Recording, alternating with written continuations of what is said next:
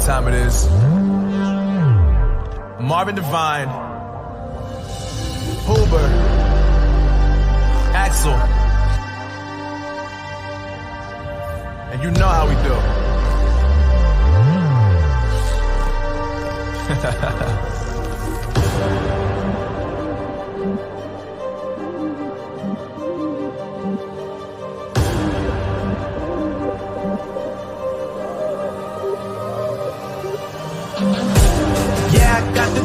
Yeah, I got the juice. Whip game cool, make them look like cool. Always play it cool, that's the biggest rule. Fuck it, what they doing, keep on doing.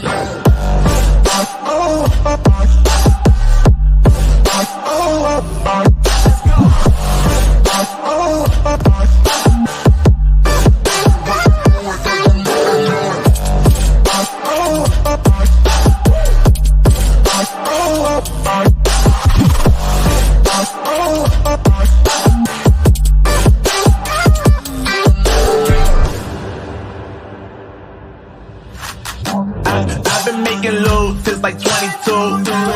Ask me how I made it right here in the booth. I'm always pursued cause of what I pursue.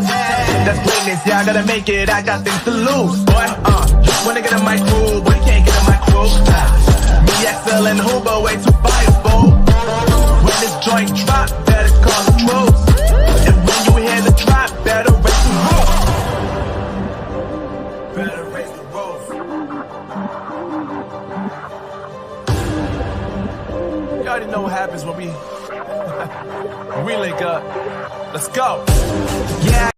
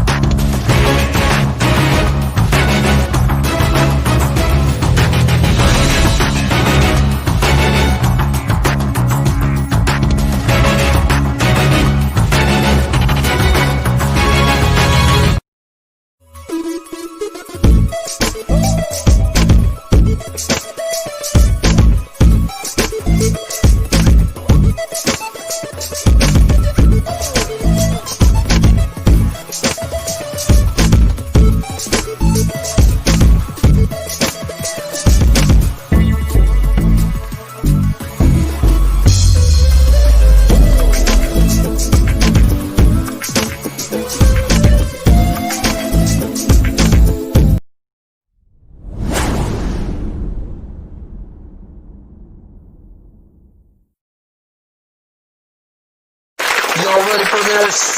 Yeah.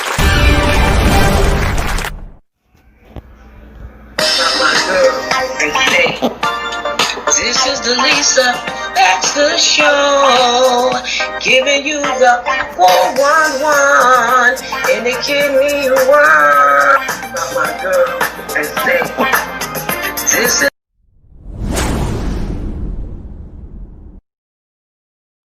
Are you going out? No, I know I'm going out. No, the new year is coming in. That's right.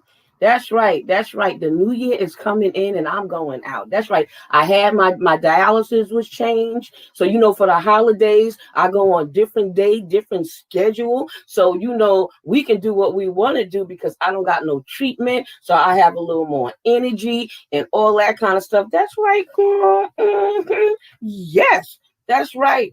I don't know about you, but I'm definitely going. I'm not thinking about no phosphorus. I ain't thinking about no potassium. I ain't thinking about nothing else but getting my groove on. My party. That's right. Yeah. Get with the quickness. Well, I don't know, but I'll meet you there. Okay? All right, I'll call an Uber or something like that. And I don't want to call Accessorize. I don't want to attack you, nothing like that. They got better cars, but I don't want to attack you, nothing like that.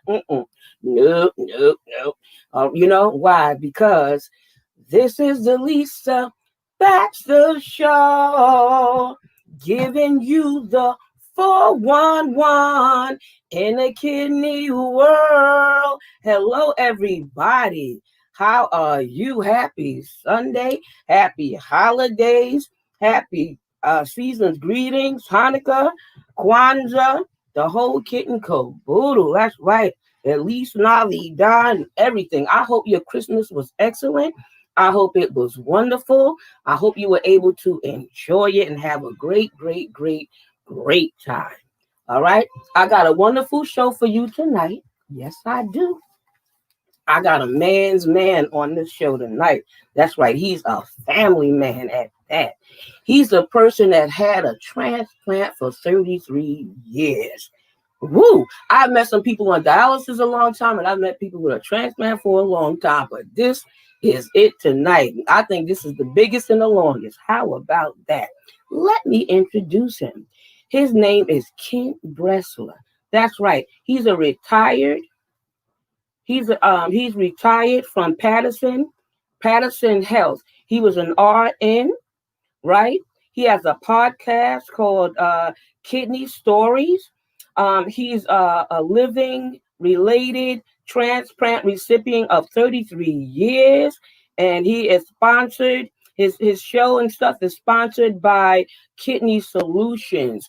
Man, let me let this warrior on the show. Welcome, Mr. Ken Bressler, transplant warrior.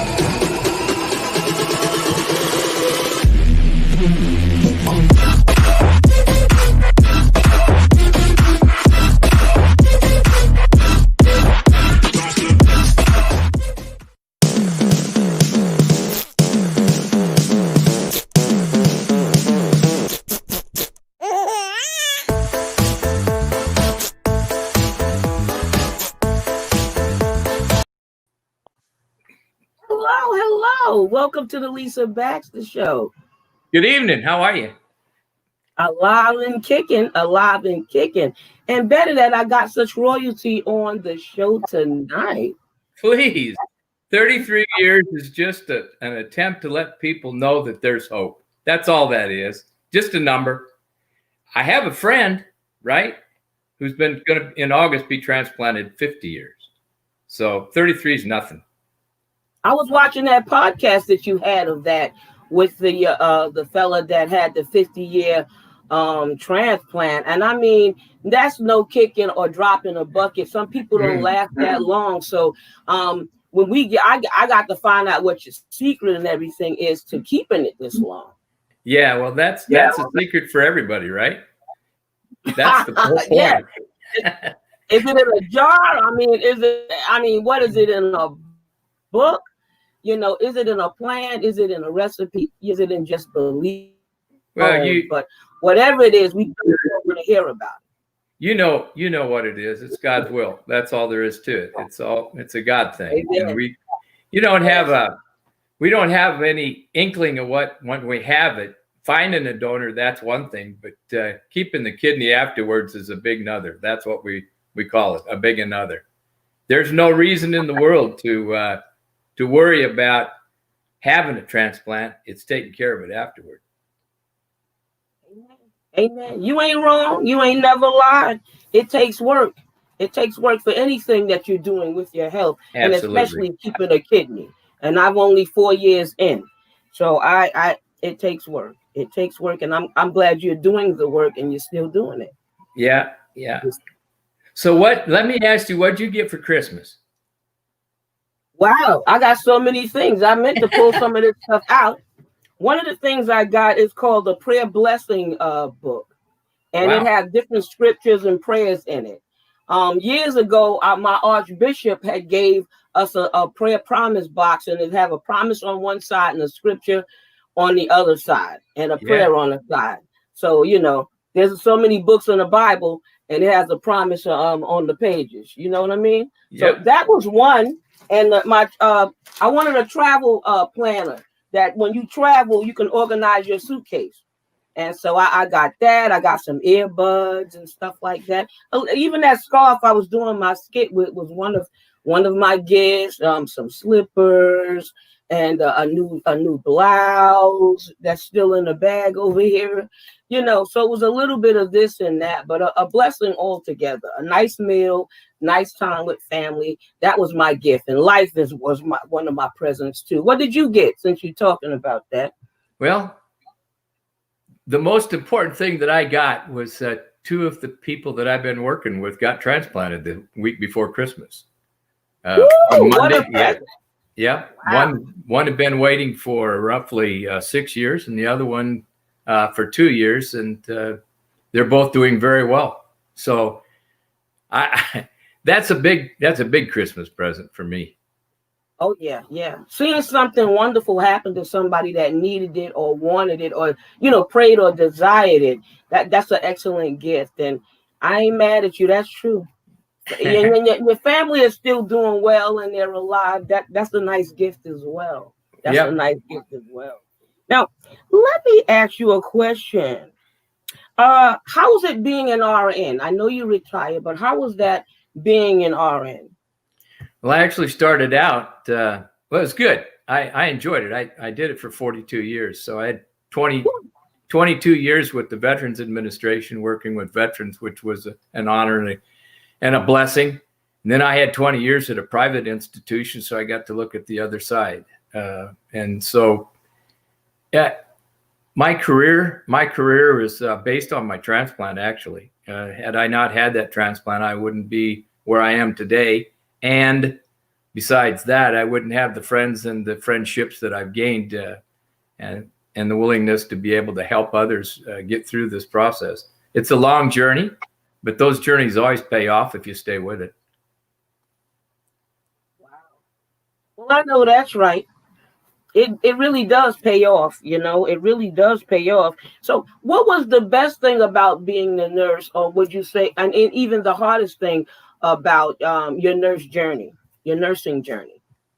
The hardest thing, I think, all in all, was the shift work. That was the hardest. Those folks that work nights, and we work, when I was in the Army, we worked 24 on, 48 off, but it was always different than that. It was always 48 hours on and 24 off if you were lucky.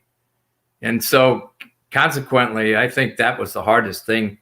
But as you cannot wear yourself out. And after I had the transplant, I tried to get into areas in nursing that would enhance not only my career, but keep me from getting infections. Working intensive care and ERs, it's tough. It's an environment that is fraught with danger, even when you're very protective and know what you're doing. So that's essentially what nursing is an honorable profession, because it's always about helping people. It's not about numbers. It's not about anything but helping people. And that's, I guess, the reason I went into it. So that's what brought you to that career. You wanted to help people.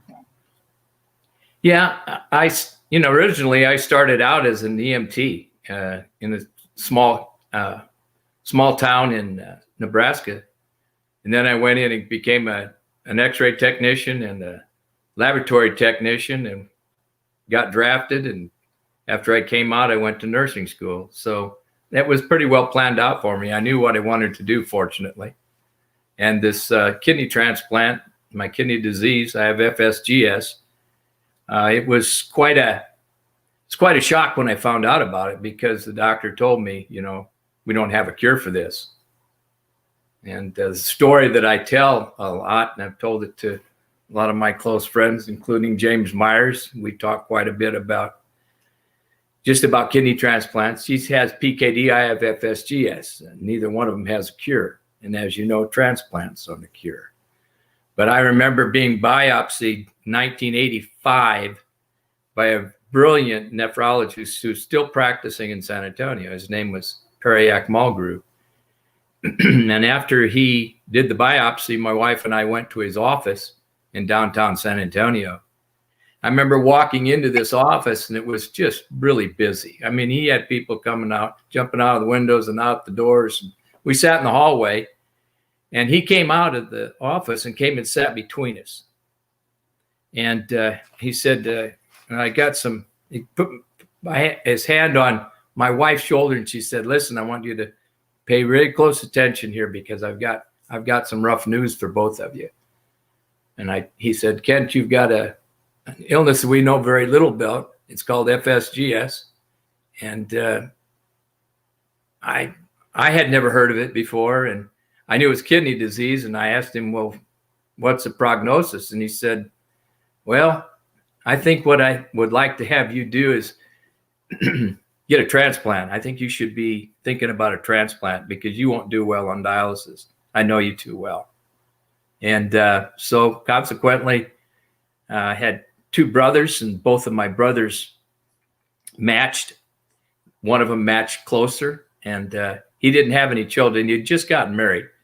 My youngest brother, Kerry, had 2 kids already. And so my brother Kip said, nope, I'm going to do this. So he gave me a kidney in 1987, and I still have it, and it's still working, and we're both doing very well. Matter of fact, he just recovered from COVID, if you want to know about that. So that was my story in a nutshell. How Brother. It was 3 of y'all, huh? Yeah. Brother transplant. Yeah. Wow. Did one of my podcasts on The Odd Man Out. And that was my brother, Kerry. He thought he was going to be the donor. He really did. He wanted to be the donor real bad. But as it worked out, Kip, my other brother, was able to do that. And he didn't have any children, so they worked it out amongst themselves. I was too sick. I can tell you that kidney disease at stage 4, my creatinine was 17 when I went for surgery. And that's a lights out. They didn't have GFR back then. It was still in the Stone Age. My brother ended up having a surgery. I call it the surgery from hell. They did a ventral cut in his side and took a rib and a half out to get his kidney out. Nowadays they just do it. Yeah, he was very. He's very, now. Yeah, really. And it's a real breeze. It's not fun, and it's dangerous. It's still dangerous, but he really had a difficult time. Got a small infection after surgery in the wound, but he did well. He took it real well, and we've been really close ever since. Wow. He really wanted to save you, I'm sure. He really wanted to save you. I mean, I was like that. My siblings and I were very close too, and we all would have gave each other a kidney. We just didn't know we was all going to practically have polycystic kidney disease ourselves. But my husband, he was a perfect match, and I did 12 years of dialysis. He did not want to see me on it any longer.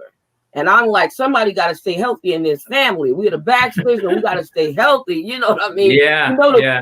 And my maiden name is Crossland, so the Crosslands was going through some stuff. We wanted the Baxters, to stay a little bit on the healthier side, but all of us to be healthy. But he ended up not being able to give me the kidney. I got it from a stranger later after he passed away. With sure. Cancer.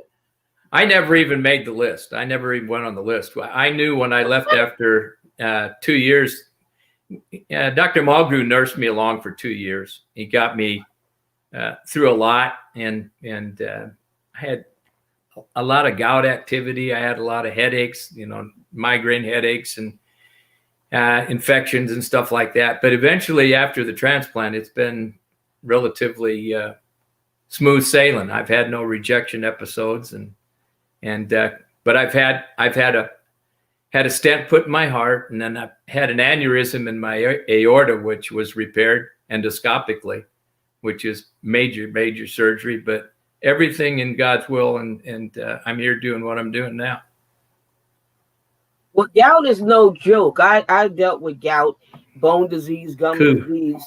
Please, you know what I mean? So that's going to be very, very painful, and the lumbar disc issues, Shando. That's what I'm going to say about that. Koboshe, Shando, So, all right, let me see. You're a family man. Has this affected your family in any way, sir?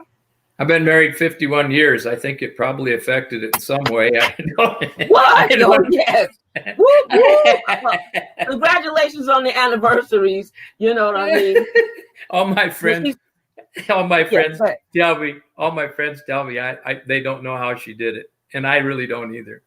This woman is oh yeah, she's a trooper.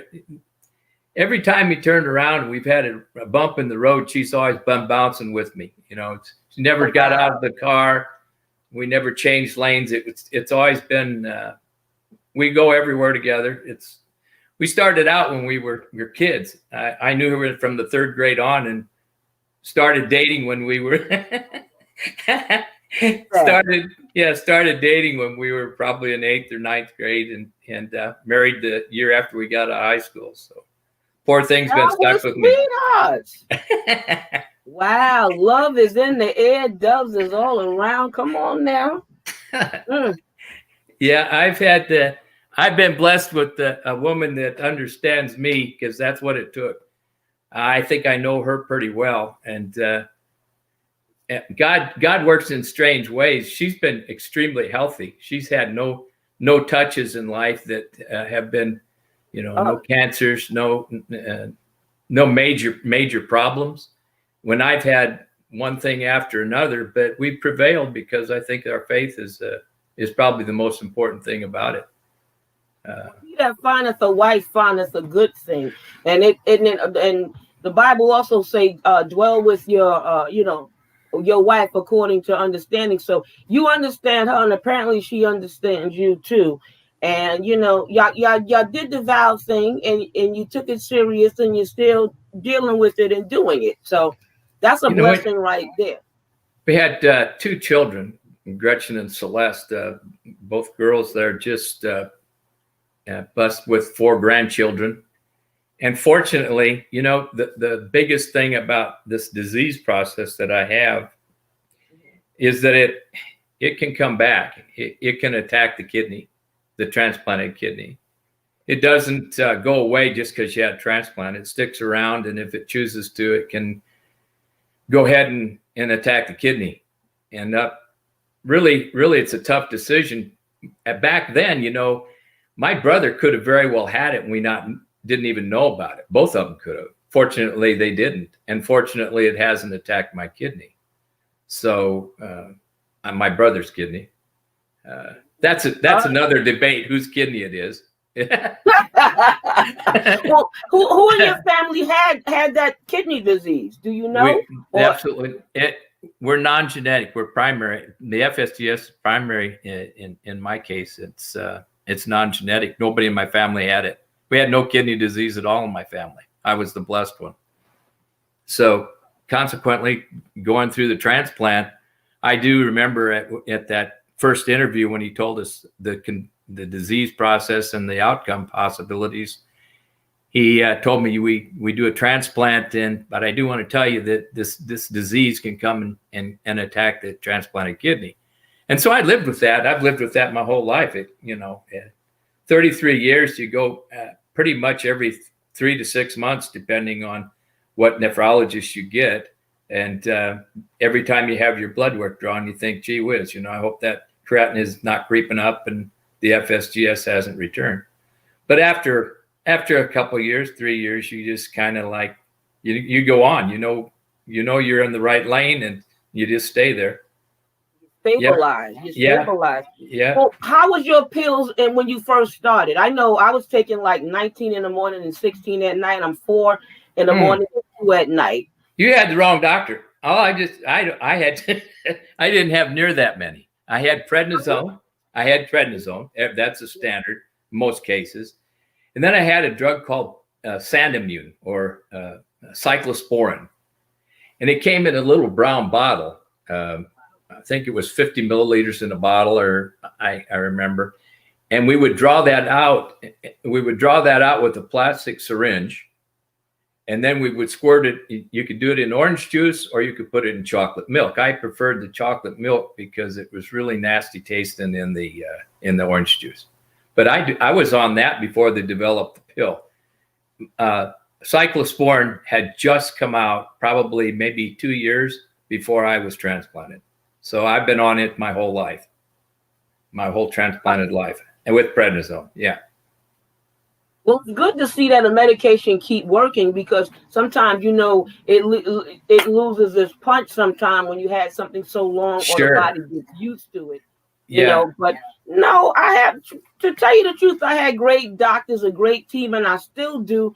Mount Sinai and all of that, and even my nephrologist is wonderful. I mean, they're great. But most of the pills that I'm telling you, some of them is like the baby aspirin and little things like that. Oh, sure. And I didn't have diabetes, and I had the little thing with the diabetes, and the high blood pressure went away, it came back, stuff like that. So the pills, and one of them, some of them I count as is also a vitamin and a calcium. Sure. So without those, is really the Celsep, the prednisone. Well, I have to still take Norvasc. I had to go back to Norvasc.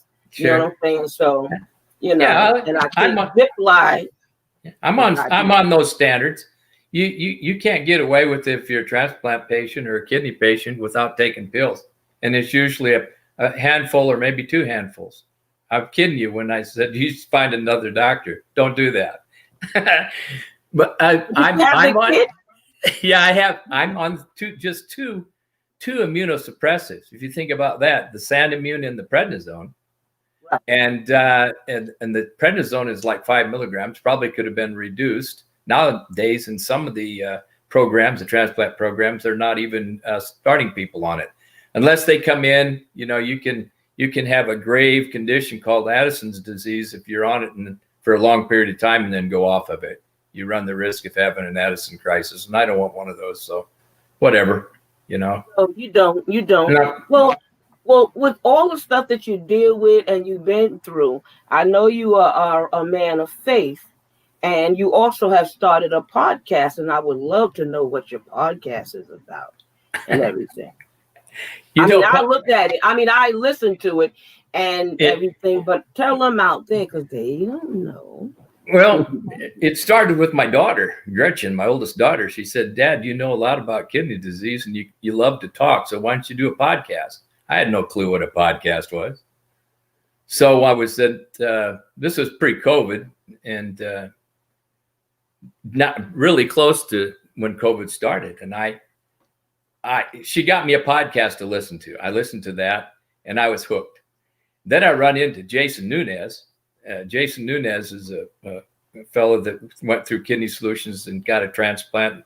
He's also an amputee. I think he's got a show here with the Urban League, and he was just raring to go. He wanted me to do it, so we did it. And he's been my engineer, and he's been, he's fantastic with that, with the audio, and that's all it is audio. You mean Jonathan? No, I'm talking about Jason Nunez. Jonathan's another. Okay. He's another character. You said he had something with urban health.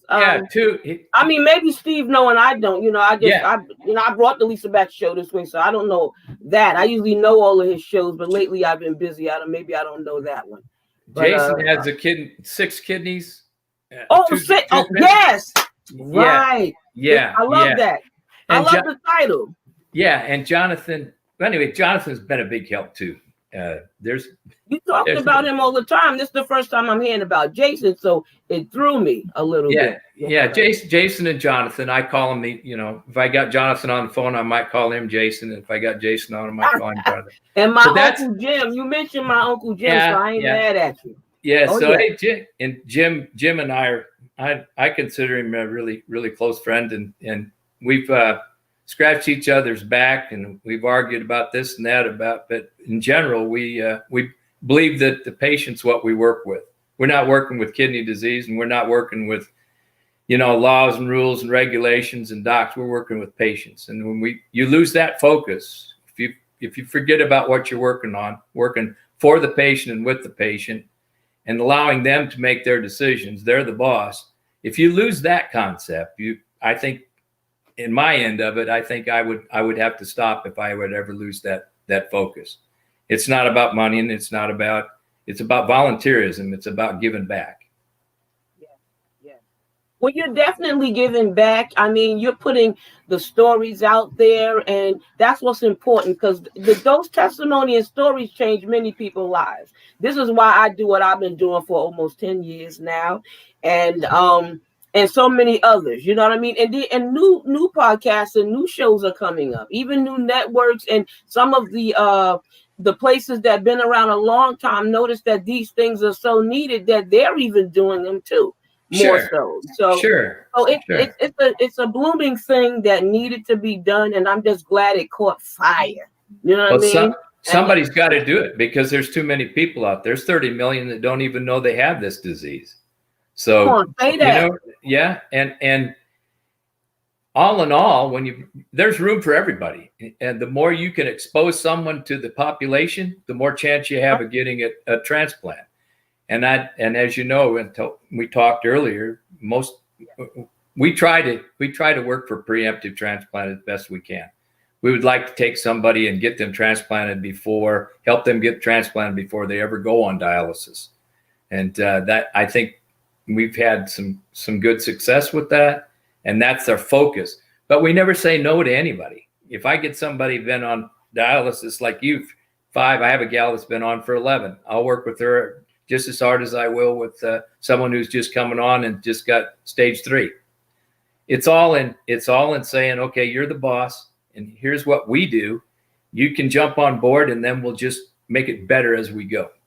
So sometimes, so many people, and they have stories, but some people are shy to tell the stories. Oh yeah, scared or embarrassed to tell a story. I mean, I've been after my sister for years. I've been after my nephew that's in the room over there. I've been after his brother, but I did get his sister and brother. So out of 5 of them, I got 2 of them. And out of my other sister 2 kids, I got both of them. So as long as I got somebody to give the story, but I like to go from different angles, you know what I mean? From the doctor, from the caregiver, from the home attendant, from the person themselves, from the spouse, you know what I mean? And from the person with the resources. Resources mean everything to me because it's terrible to be sick and you don't have any help or any family. Absolutely. So I believe in connecting you to what you need and what you need to go. So I'm always spouting out something about some kind of resources, and they think I'm crazy with that and deep, but I've been in that seat with dialysis, and I've been in the seat with the transplant, and I've been in the seat as a widow and a person that's been through hell. So I would love somebody to tell me where a food pantry is, or where I could get a job, or make extra money, or get something for me to go to school for free because I was on dialysis or I had a disability. You know what I mean? So that's what it's all about. So I think we connect all as a family, and you in the family now, and you already know you're in the family. So I ain't got to tell you. You know what I'm saying? So, that's it. You know what you're talking about is what I call the social worker's heart. Everybody's got a heart, but a social worker's got a big one. And I mean, you don't know the size of your heart until you help somebody, and then you catch fire. When you've helped one, you start helping another, and another comes along, and it never stops. I mean, somebody says, well, when are you going to retire? I think I'll draw my last breath doing this. I'm hoping I can draw my last breath, healthy last breath, working with kidney patients. That's my hope. And it's kind of come to that so far. So I wanted to mention something else that I really believe in. I believe in support groups. I think that there are. Oh yeah. I think they're really the backbone of keeping a kidney or getting a kidney or, working through a transplant itself. But the most important thing is having a chance to meet with somebody. All right. And that's been through it, a mentor, someone that you can hook up with. Yeah. There aren't many people in this world that can say, I went through a transplant. We are in it. We see a lot of them. There are not very many of them. If you count them up, there's not very many of them. And the biggest thing is that those people are always searching, not the ones that are looking for a donor, but after they have a transplant, they're looking for something that will get them some longevity, right? And the first thing's prayer, and then everything else falls into place. But you can't do that without somebody who's knowledgeable, somebody who's been through it. The walk is the walk, the talk's the talk. And I think it's very important to stress right from the get-go when a person calls me and says, I'd like some help. I said, well, you're the one, you're the boss. You're the one that's going to help. I'll be here to guide you, but you're the one's going to have to make all your decisions, and you're going to have to take care of yourself. This is not about me. It's about you. Yep. You feel more at ease when you're talking to somebody that understands what you're talking about. You know what I mean? You can say a lot of things to help the person, encourage the person, but when you've both been through the same thing, it makes it a whole lot easier. Oh yeah, it's just like hugging from afar. You can always hug somebody. I mean, they know it, and whether they're in Connecticut or they're in Dallas or San Antonio, or if they're right here in the community where they can give you a call or take you to lunch.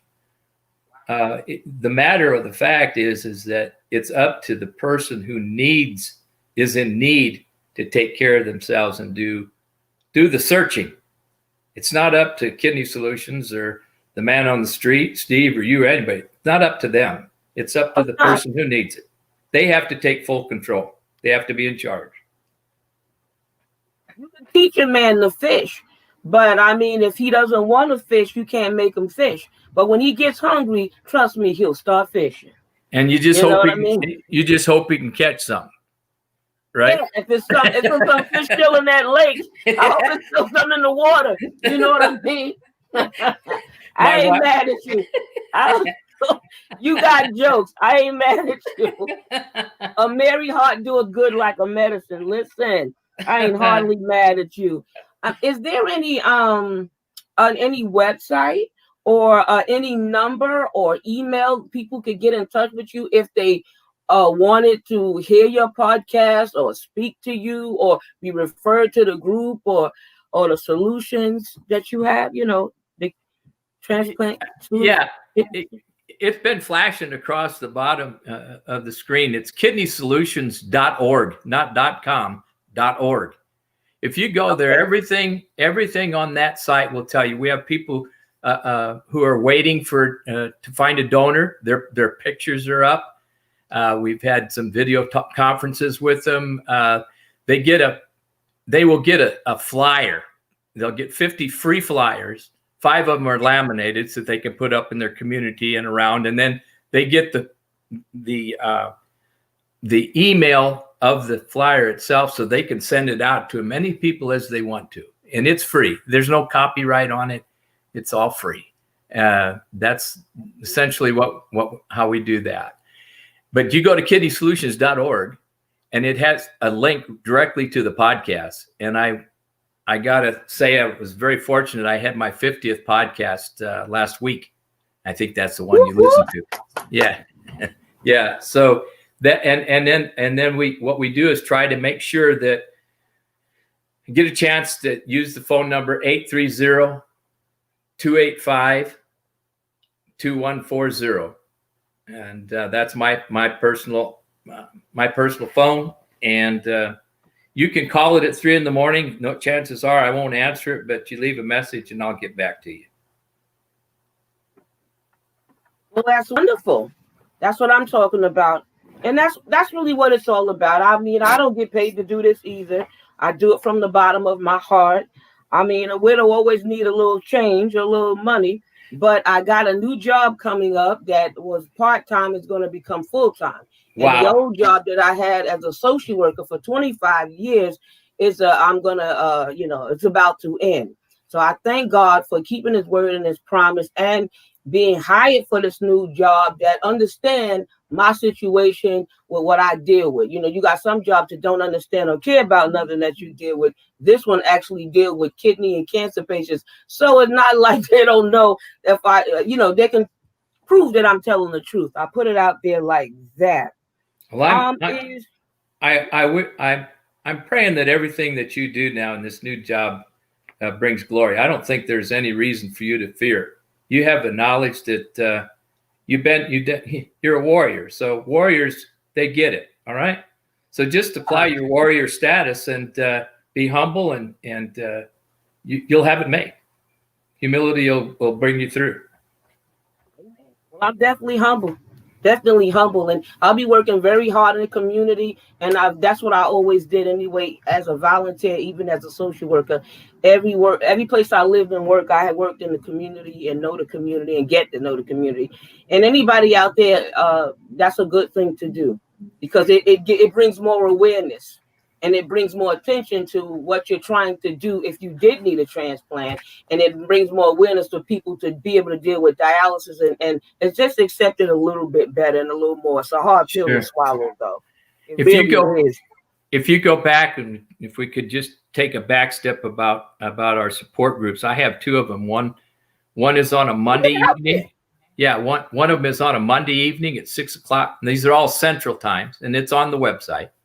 And that's for kidney patients who are looking or have been transplanted. It's an all-around support group, and we will take all takers. All I need is for somebody to send me their email so I can invite them. I invite strictly off of emails. And the second one is on Thursday night, which was the original one that actually got Kidney Solutions started. It's what I call an all transplant group. It's people who are looking for kidneys, and we have patients in there that have been transplanted with kidney. We have kidney pancreas, we have liver, we have lung patients who have been transplanted, and 3 heart transplant patients who come, and it's all done virtually. All right. And I think those two times I think they're monumental. I think that's something that's growing right now. I think we had 56 invites the other day. Now, not all 56 come. All right. Not all 56 come, but I'll tell you what, they have the potential. They can come and go. Okay. And can I get a shameless plug in here? Is it okay? That plug. Shame it. Okay. Go ahead. All right. So there are 2 organizations.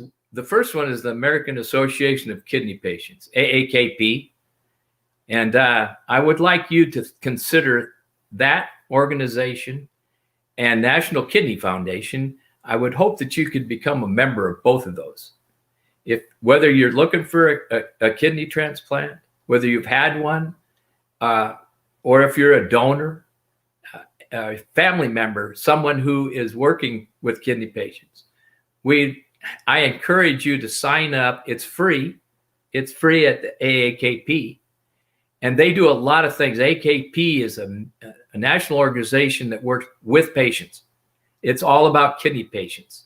It's all about protecting people on dialysis, protecting kidney patients for transplants. They're advocates for just about everything that involves kidney patients.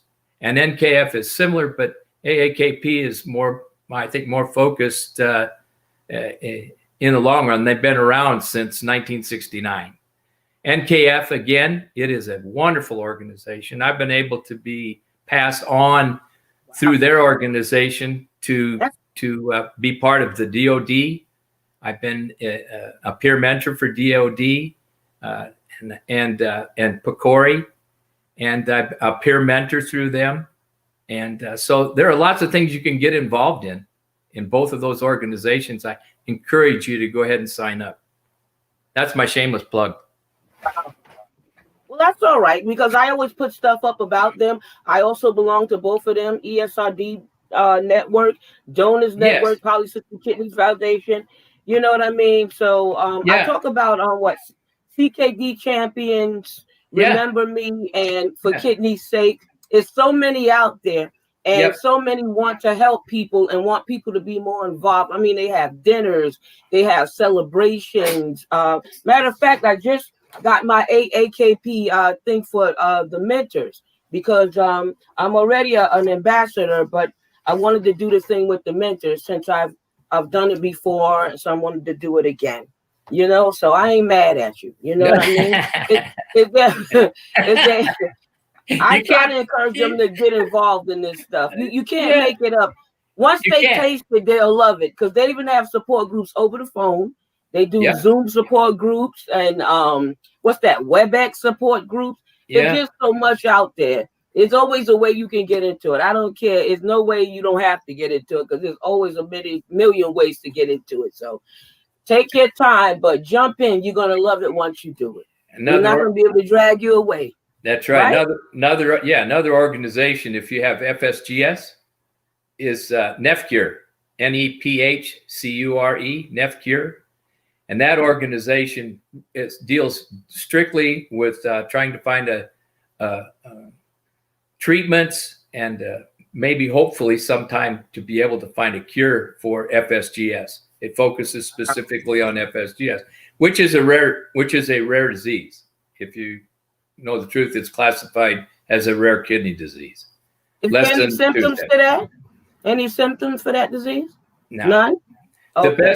The best way for me to describe in my mind through experience, and I think it's in the literature, it'll tell you that if you want to know whether you got kidney disease, if you have high blood pressure plus protein in your urine, you need to have it checked out. All right? Of course. No one should one. have. That's right, and that's generally what happens with FSGS and any of the other nephrotic syndromes. You have a spilling of protein in your urine sometimes, and then some microscopic blood. So you can find it early on, and that's what we hope is that we look at focusing on early diagnosis so that we can get people in a preemptive mode to get them transplanted before they have to go on dialysis. That's the mindset we're trying to generate. Yeah, get tested. Know your family history. You know what I mean? Find out. You know what I mean? Yeah, you have no obligation to anybody but yourself, right? It right. doesn't. You're not going to have a headache, and you're not going to, at a simple urine test, a $5 urine test will tell you whether you have nephrotic syndrome or not. If your kidneys are not functioning properly, they'll get rid of protein, and that will show up in your urine, and that's the first sign. And you go find somebody then that'll take care of that. They won't just say, well, let's just watch this. That's not what we want to do in kidney disease. We don't want to watch. We want to find out what's causing it instantly. No waiting. No more waiting. You're telling the truth. Alport syndrome was another one that I had put up there. Yes, ma'am. I had somebody that I knew recently that had that, and I was a little disturbed because it was a baby. Yeah, but, IgA nephropathy. There's lots of nephrotic syndrome kidney diseases. It's not just one disease. It's a multitude of diseases, including PKD. Sure. I saw a book with a lot of them in there, and it blew my mind. And this was like years ago. Now, if you had somebody out there that was dealing with, they're scared because they just got a transplant and they worrying about it failing, and you had all of these years in the bank, what would you say to them to encourage them or anybody else out there, either on the list or somebody that maybe had in a few years? I think probably the most important thing about it is don't become a numbers person. Your kidney function is relatively easy to monitor.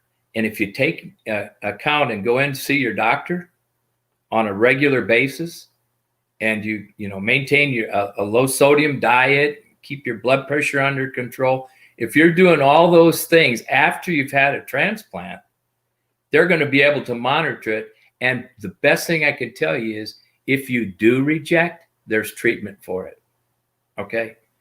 Rejection is not a death sentence. And you're not going to lose the kidney if you reject. There are treatments for it. Yes, some people do. Some people lose it within 24 to 48 hours after being transplanted. But overall, in general, the average lifespan of a transplant is 20 years. So give or take, your most important aspect is make sure you maintain good contact with your doctor and get your blood test, get your blood work done so you can monitor the function of the kidney. GFR, creatinine clearance, 24-hour urines. Those kinds of things are important. Early on, they get less important as you get farther out, but the most important thing is that contact with that doctor and the realization there's treatment if you have signs of rejection. Wow.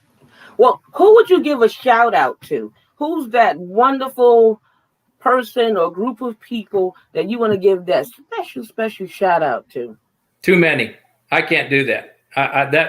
It'd break my heart if I forgot somebody. I will tell you. I will tell you one person who I'm indebted to, and that's Periac Mulgrew, the doctor in San Antonio. Periac Mulgrew. I'm indebted to him. Yeah, because he had the courage to tell me, get a transplant. We'll work you through a transplant, and let's get that done, and let's get it done soon. All right. And I'm hoping in my lifetime, I see that change in that milieu within the nephrology community, that becomes the penchant. Let's transplant.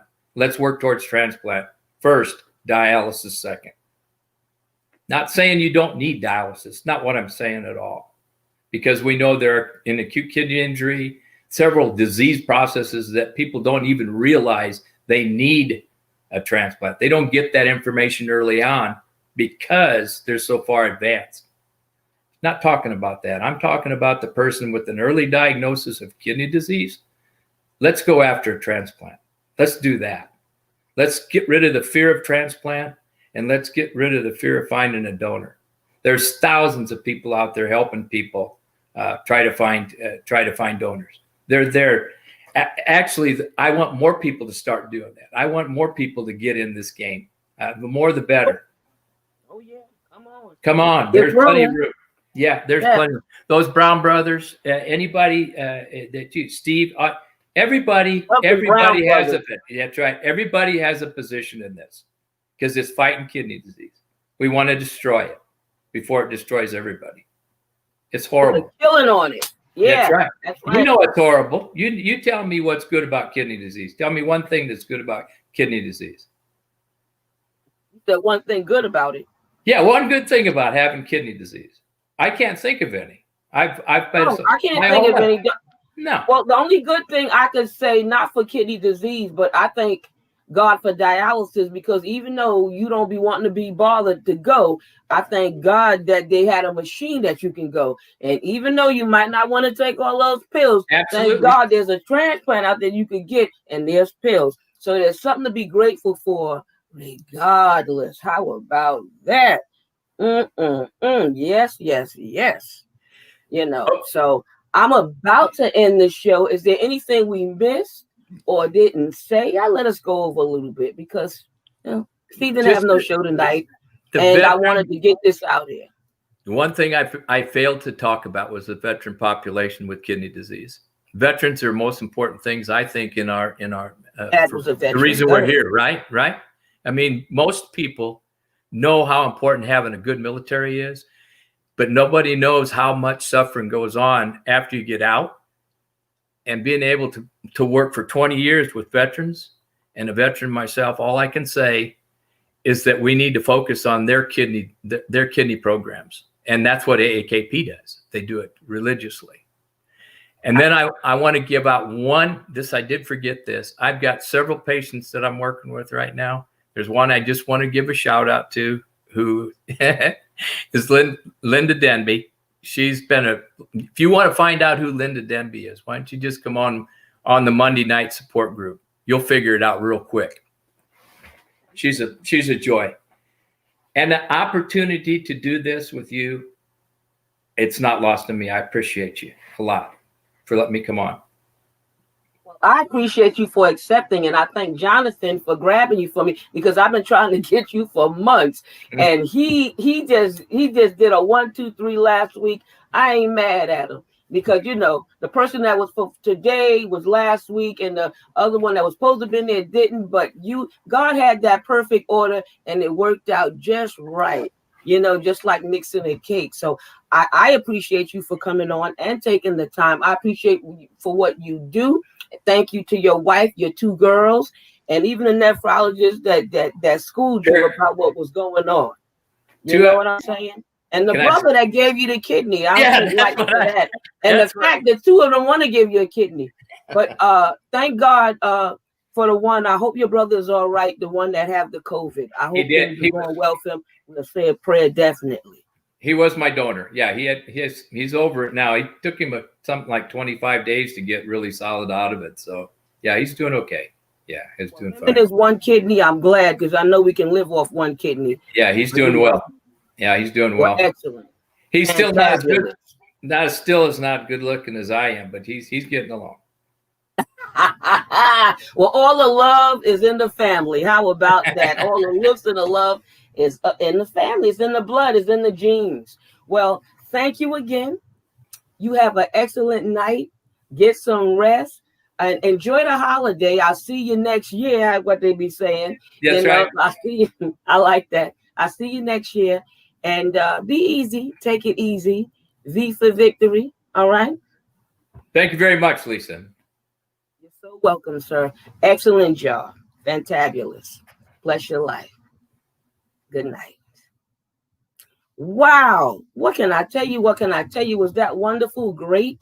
Didn't I not tell you that it was going to be fantabulous? Yes, it was. Well, next week I have Miss Thelma Warner. She's going to be on the Lisa Baxter Show, and I got excellent January lineup. What I wanted to tell you, Able Ride phone number is 516-228-4000. It's hard to see in this light. Okay, Accessoride is 877-337-2017. This is transportation for people that have a disability. It doesn't have to just be dialysis, but any type of disability, and you live in New York. But if you don't live in New York, everybody have a paratransit. So look it up. Even if you were traveling, they will take you around for just a little bit of money. You can go anywhere. Don't forget, your girl told you. All right, the AJ Project, 407-630-9801. I had his mother on the show. Her son had passed away, and she does a foundation and a thing and a fundraiser for her son's memory to help other people. Okay, the Cancer Society, 212-492-8400. I will also put this in the feed. All right, and let me see here. The Dennis Blodgeon Foundation, 917-699-6714. All of these foundations and stuff is just out there for you, a resource for you. All right, so God bless. Happy New Year. See you next year. Keep it blessed. Keep it good. Keep it wonderful. I love you. Thank you.